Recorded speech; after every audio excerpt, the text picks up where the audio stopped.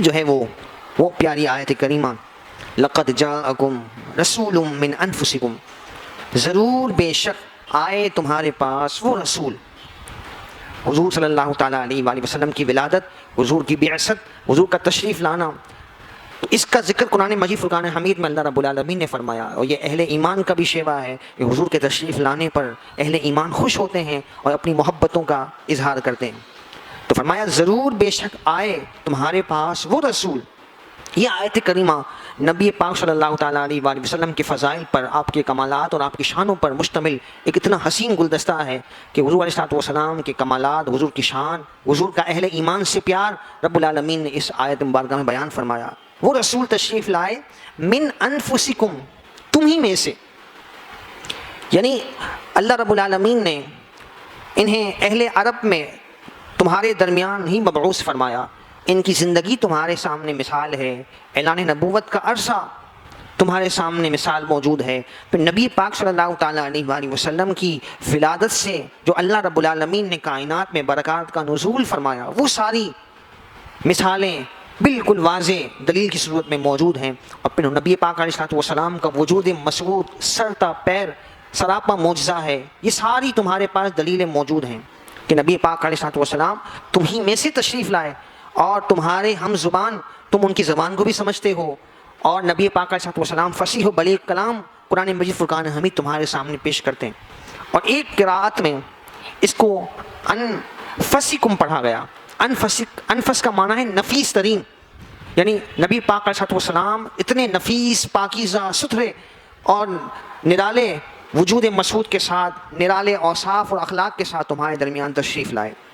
عزیز علیہ ما عنتم، تمہارا مشقت میں پڑنا ان پر گراں ہے، یعنی تکلیف تمہیں پہنچتی ہے، درد رسول اللہ صلی اللہ علیہ وسلم محسوس فرماتے ہیں.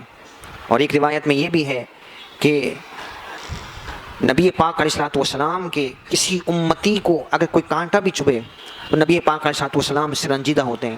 اور حضور نبی کریم علیہ السلام نے ایک موقع پر ارشاد فرمایا صحابہ کرام علیہم رضوان سے کہ میرا تمہارے درمیان رہنا بھی تمہارے لیے باعث رحمت ہے، اور تم سے پردہ فرما جانا بھی باعث رحمت ہے. صحابہ نے عرض کیا یا رسول اللہ، آپ ہمارے درمیان موجود ہیں، آپ پر قرآن کا نزول ہوتا ہے، ہم آپ کے فرامین سے مستفیض ہوتے ہیں، اللہ تعالیٰ آپ کے ذریعے سے ہم پر رحمتوں کا نزول فرماتا ہے، تو آپ کا ہمارے درمیان ہونا تو باعث رحمت سمجھ آتا ہے، لیکن آپ کا ہمارے درمیان سے پردہ فرما جانا کس طرح باعث رحمت ہے. تو حضور نبی کریم علیہ السلام نے ارشاد فرمایا کہ جب میں تم سے پردہ فرما جاؤں گا تو مجھ پر میری امت کے احوال پیش کیے جائیں گے. اگر میری امت سے کوئی کوتاہی سرزد ہوگی تو میں اللہ کی بارگاہ میں اپنی امت کے لیے بخشش طلب کروں گا، اور اگر میری امت سے خیر کے کام صادر ہوں گے تو میں اس پر اللہ رب العالمین کا شکر ادا کروں گا. تو اللہ تعالیٰ نے محبوب کریم علیہ السلام کو سراپا رحمت بنا کر بھیجا. وہ آقا صلی اللہ تعالیٰ علیہ وآلہ وسلم جو ساری مخلوقات کے لیے رحمت ہیں، تو آپ کا اپنی امت کے ساتھ جو پیار اور شفقت کا معاملہ ہے وہ کس قدر نرالا ہے کہ فرمایا عزیز علیہ ما عنتم، تمہارا مشقت میں پڑنا ان پر گراں گزرتا ہے. کتنا گراں گزرتا ہے ہمارا پریشان ہونا، حضور کو کتنا رنجیدہ کرتا ہے. یہ حضور نبی کریم صلی اللہ تعالیٰ علیہ وآلہ وسلم نے ارشاد فرمایا لولا اشقا علی امتی لامرتہم بالسواک مع کل صلاۃ، او کما قال علیہ السلام. انہوں نے فرمایا کہ اگر مجھے اپنی امت پر مشقت کا خوف نہ ہوتا تو میں ہر نماز کے لیے مسواک کو ضروری قرار دے دیتا. مسواک جو ہے نماز میں سنت موقدہ ہے، وضو میں مسواک کرنا یہ سنت موقدہ ہے، لیکن حضور کو مسواک بے حد پسند تھی. حضور کی خواہش تھی کہ یہ لازم اور ضروری ہو جائے، لیکن امت کہیں مشقت میں نہ پڑ جائے. نبی پاک علیہ السلام نے اس کو لازم نہیں قرار دیا. اس سے یہ پتہ چلتا ہے کہ نبی پاک علیہ السلام کے اختیارات کتنے وسیع ہیں کہ شریعت کے معاملات میں بھی آپ جب چاہتے اللہ کے اذن سے جس چیز کو چاہتے نافذ فرماتے، اور جو چیز چاہتے اپنی امت کے لیے آسانی فرماتے ہوئے اس کو چھوڑ دیتے.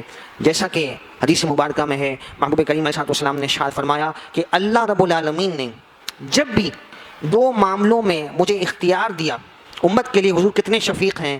حضور خود فرماتے ہیں کہ رب العالمین نے جب بھی دو معاملوں میں مجھے اپنی امت کے لیے اختیار دیا تو میں نے ہمیشہ اپنی امت کے لیے آسان چیز کو منتخب کیا ہے. اور اسی طرح کی ایک روایت جو ہے وہ عشاء کے حوالے سے بھی ملتی ہے کہ نبی پاک علیہ الصلوۃ والسلام کو عشاء کی نماز تہائی رات تک مؤخر کرنا پسند تھا. جیسے مثال کے طور پر اگر 12 گھنٹے کی رات ہے تو نبی پاک علیہ الصلوۃ والسلام کو یہ پسند ہے. جیسے آج کل غروب آفتاب جو ہے وہ 6 بجے، اگر یہاں سے آپ رات کا آغاز شمار کریں تو تقریباً 10 ساڑھے 10 بجے یہ تہائی رات ہوتی ہے. تو اس وقت نبی پاک علیہ السلام کو پسند تھا کہ عشاء کی نماز ادا کی جائے. لیکن حضور نے لازم نہیں قرار دیا، اس لیے کہ مدینہ منورہ میں اور آج بھی بہت سارے ایسے علاقے ہیں کہ جہاں لوگ الگ صبح بیدار ہو جاتے ہیں، فجر سے پہلے بھی لوگ بیدار ہو جاتے ہیں. جیسے گاؤں دیہات کی زندگیاں ہیں، وہاں پر لوگ فجر سے پہلے اٹھ کر ناشتے وغیرہ سے فارغ ہو جاتے ہیں، پھر نماز فجر ادا کرتے ہیں، اپنے کام کاج میں مصروف ہو جاتے ہیں. تو وہ فجر کے اتنے پابند ہوتے ہیں کہ ان کو فجر کی تلقین کرنے کی حاجت ہی نہیں ہے. ان کے لیے عشاء پڑھنا مشکل ہو جاتا ہے، اس لیے کہ دن بھر کی ان کی مشقت والی روٹین ہوتی ہے اور مغرب کے بعد جو ہے ان کے لیے جاگنا مشکل ہو جاتا ہے. تو صحابہ کرام علیہم رضوان میں بھی ایسے تھے. حضور صلی اللہ تعالیٰ علیہ وسلم کی مجلس میں حدیث میں آتا ہے کہ صحابہ حضور کی مجلس میں بیٹھے ہوتے اور مغرب اور عشاء کے درمیان وہ انتظار میں ہوتے، تو وہ نیند کی وجہ سے ان پر غشی طاری ہو رہی ہوتی اور نیند کی وجہ سے اونگ طاری ہو رہی ہوتی. تو حضور علیہ السلام نے یہ ملاحظہ فرمایا کہ کہیں میری امت مشقت میں نہ پڑ جائے. عشاء کو اگر دیر سے مقرر کیا جاتا، لیکن نبی پاک علیہ السلام نے اپنی امت کی آسانی کے لیے عشاء کو جلدی مقرر فرمایا. اسی طرح کی ایک روایت تلاوت کے بارے میں ملتی ہے کہ نبی پاک علیہ السلام آپ کو نماز میں قرات کرنے کا ذوق تھا، اور حضور جن کے قلب اطہر پر اترا ہے ان کا قرآن کتنا حسین و جمیل ہوگا. تو حضور علیہ السلام جب قرآن پڑھتے تو اللہ تعالیٰ کی خاص رحمتوں کا نزول ہوتا. تو ایک مرتبہ ایسا ہوا، حضور نبی کریم علیہ السلام تلاوت فرما رہے تھے تو خواتین بھی حضور کے ساتھ جماعت میں شامل ہوتی تھیں، اور خواتین کے ساتھ چھوٹے بچے بھی ہوتے تھے. تو چھوٹے بچوں کے رونے کی آواز نبی پاک علیہ السلام کو سنائی دی.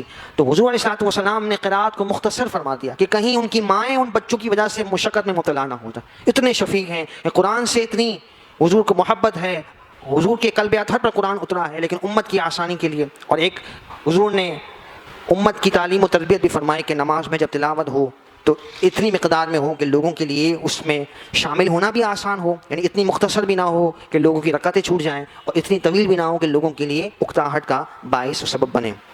تو یہ نبی پاک علیہ السلام کی دنیاوی زندگی میں شرعی معاملات میں شفقت کا معاملہ ہے. باقی اخروی طور پر اور دیگر جو احادیث میں حضور کی شانیں امت پر شفقت اور رحمت کی ملتی ہیں، وہ ایک مستقل عنوان ہے کہ اللہ رب العالمین نے محبوب کریم صلی اللہ تعالیٰ علیہ وآلہ وسلم کو امت پر کتنا شفیق بنایا ہے. تو فرمایا عزیز علیہ ما عنتم، تمہارا مشقت میں پڑنا ان پر گراں ہے.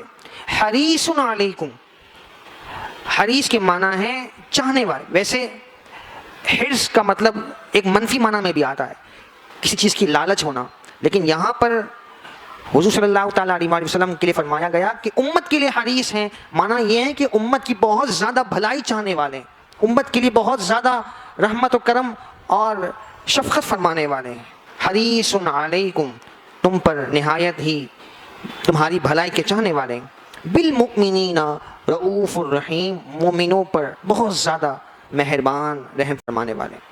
یہاں پر رؤوف الرحیم یہ حضور علیہ السلام کی صفات کا ذکر ہوا، اور یہ دیگر مقامات پر اللہ رب العالمین کی صفات بھی بیان کی گئیں. جیسے بسم اللہ الرحمن الرحیم ہم پڑھتے ہیں، اور دوسرے مقام پر قرآن نے فرمایا گیا واللہ رؤوف بالعباد. تو رؤوف اللہ کے لیے بھی قرآن میں آیا، رحیم اللہ کے لیے بھی قرآن میں آیا، اور اس مقام پر نبی پاک علیہ السلام کے لیے رؤوف اور رحیم کا ذکر ہوا. تو اس سے ایک اور بات ہمیں سمجھ آئی کہ جہاں الفاظ کامن ہو وہاں ضروری نہیں ہے کہ برابری مراد ہو، کیونکہ قطعاً کوئی مسلمان یہ سوچ بھی نہیں سکتا کہ معاذ اللہ نبی پاک علیہ السلام اللہ کے برابر ہوں، کیونکہ اللہ رب العالمین خالق ہے، پیدا کرنے والا ہے، مالک ہے، اور نبی پاک علیہ السلام کی ساری خوبیاں، آپ کے کمالات اور آپ کے فضائل اللہ کے اذن و عطا سے ہیں. تو پھر کیا معنی بیان کیا جائے گا؟ بالکل سادہ اور واضح معنی ہے کہ جب اللہ کے لیے رؤوف اور رحیم بولا جائے گا تو اس کی مراد یہی ہے کہ اللہ تعالیٰ ذاتی طور پر، حقیقی طور پر اور مستقل بذات اپنی صفات میں ہے، اسے کسی نے یہ وصف دیا نہیں ہے. جبکہ مخلوق کے لیے، نبی پاک علیہ السلام کے لیے اور دیگر مخلوقات کے لیے جہاں وہ صفات بیان کی گئی کہ جو اللہ رب العالمین کے لیے بھی بولے گئے تو وہاں مراد یہ ہوگی کہ اللہ کی عطا سے اور اللہ کے اذن سے یہ صفات اور یہ خوبیاں مخلوق کے لیے بیان کی گئی. جیسا کہ قرآن پاک میں سمیع اور بصیر انسان کے لیے بھی فرمایا گیا اور اللہ تعالیٰ کے بھی صفاتی نام ہے. تو کہاں اللہ کا سننا, کہاں اللہ کا دیکھنا, کہاں مخلوق کا دیکھنا, مخلوق کا سننا, کوئی مماثلت ہی نہیں ہے. ہم دیکھنے کے لیے, سننے کے لیے اعضاء کے محتاج ہیں, آنکھ کے محتاج ہیں, کان کے محتاج. اللہ تعالیٰ جسم و جسمانیت سے پاک ہے. ہماری صفت جو ہے وہ محدود ہے. اللہ رب العالمین کی صفات لامحدود ہیں, نہ اس کی کوئی ابتدا ہے نہ انتہا ہے. ازل سے ابد تک اللہ کی صفات ہے. اللہ کی صفات کو فنا نہیں ہے, مخلوق کی صفات فنا ہونے والی ہیں. تو کوئی موازنہ ہی نہیں ہے کہ معاذ اللہ تعالیٰ کہ کسی بندے کی کسی طاقت کو اللہ کے برابر سمجھ لیا جائے. تو یہ اصول اگر ہم قرآن پاک سے سمجھ لیں تو ہر قسم کے شیطانی وسوسے سے ہماری حفاظت ہو سکتی ہے. قرآن مجید فرقان حمید میں مددگار کا لفظ مخلوق کے لیے بھی آیا, جبکہ ہم سب جانتے ہیں, ہمارا ایمان ہے کہ حقیقی مددگار صرف اللہ تعالیٰ ہے. تو اس کا یہ مطلب نہیں ہے کہ اگر کسی اور کو مددگار کہہ دیا گیا تو یہ شرک ہو گیا, معاذ اللہ برابری ہو گئی. شرک کے معنی ہے کہ اللہ کے برابر کسی کو تصور کرنا. جبکہ مومن کا, اہل ایمان کا, مسلمانوں کا عقیدہ یہ ہے کہ اگر مخلوق میں کوئی کسی کی مدد کرتا ہے, چاہے وہ حیات ہوں یا دنیا سے پردہ فرما چکے ہوں, جس کی مثالیں ہمیں احادیث میں ملتی ہیں اور دیگر واقعات میں ملتی ہیں جو مستند واقعات ہیں, تو وہ ساری اسی پر مبنی ہے کہ اللہ کی اذن اور عطا سے. تو جب یہ اصول سمجھ آ جائے گا تو شرک کا کوئی وہم و گمان بھی یہاں پیدا نہیں ہوتا. چہ جائے کہ امت کو اتنے آسان مسئلے میں منتشر کیا جائے یا کنفیوژن میں مبتلا کیا جائے. تو فرمایا بالمؤمنین رؤوف الرحیم, مومنوں پر آپ رؤوف اور رحیم ہیں. فإن تولوا, تو اگر وہ پھریں, اتنے شفیق و مہربان نبی جو انہی میں سے, ان کے درمیان رونق افروز ہیں, اتنے معجزات حضور کے سامنے ہیں, اتنے کمالات حضور کا پیش کردہ قرآن مجید فرقان حمید ان کے سامنے موجود ہے.